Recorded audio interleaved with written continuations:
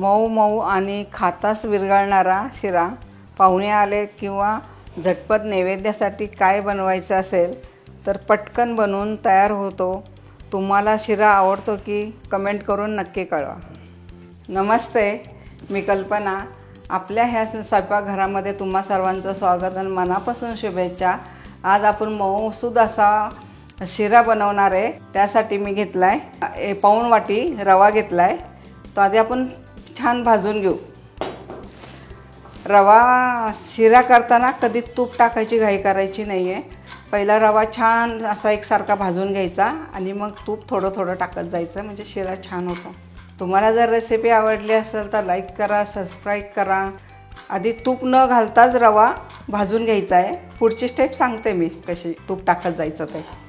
रवा भाजत असताना एकसारखा हलवत राहायचा आणि बारीक मंद आचेवर हा भाजून घ्यायचा आहे। घाई करायची नाहीये, नाहीतर मग रवा एक साईडला करपतो, एक साईडला कच्चा राहतो, त्यामुळे ते शिरा चांगला होणार नाही। एकसारखा बारीक ह्याच्यावर असा भाजत राहायचा आहे। आता हा मंद आचेवर छान रवा भाजत आलेला आहे। असा रवा भाजत आला की आपण त्याच्यावर तूप टाकणार आहे। ते एकदम नाही टाकत, थोडं थोडं थोडं टाकत जायचं आहे। रवा असा छान भाजला ना मंद आचेवर, नंतर त्यात तूप टाकायचं, म्हणजे शिरा छान होतो। आता हे बघा किती छान दिसतंय। रवा भाजल्यानंतर मी तूप टाकले आणि एकदम नाही टाकलेलं, थोडं थोडं जसं आपल्याला जसं लागेल तसं ते तूप टाकत राहायचं। हे असं तूप टाकल्यामुळं रवा चांगला फुलतो आणि मऊसूद शिरा होतो।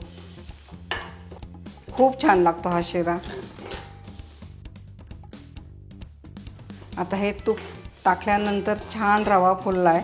अजून थोडंसं तूप टाकू आपण आणि त्याच्यामध्ये जाणार सुक्का मेवा। आता पुन्हा हे छान परतून घ्यायचं आहे। सुक्का मेवा, तूप, रवा हे छान परतून घेतलंय आपण। आता त्याच्यामध्ये मी गरम दूध टाकणार आहे। जर तुम्ही 1 वाटी रवा घेतला असेल तर 2 वाट्या हे दूध घ्या। तर हे गरम दूध आहे।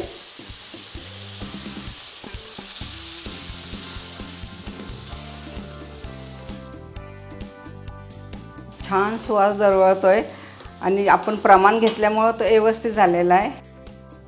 आता दूध घातल्यानंतर हा रवा छान फुललाय आणि छान झालेला आहे। तर आपण शेवटी याच्यात साखर घालणार आहे। साखर तुमच्या आवडीप्रमाणे, तुम्हाला कितपत गोड लागतंय।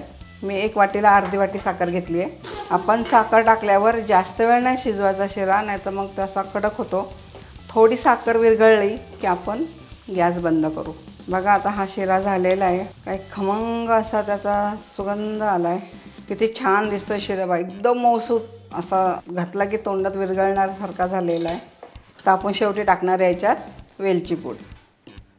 आपण शेवटी काय टाकतो की त्याचा वास खूप छान येतो आणि जास्त शिजून घेतला की वेलचीचा वास कमी राहतो। इथं हा आपला साखर टाकल्यानंतर हा शिरा एकदम मऊसूद झालेला। आपण शेवटी साखर टाकली ना, त्यामुळे असा कडक राहत नाही हा शिरा। तर तुम्हाला जर हा शिरा आवडला असेल तर सबस्क्राईब करा, कमेंट करा, लाईक करा। पुन्हा भेटूया अशाच नवीन पदार्थाबरोबर। तोपर्यंत संत तुकाराम महाराज म्हणतात, मन करा रे प्रसन्न सर्व सिद्धीचे कारण।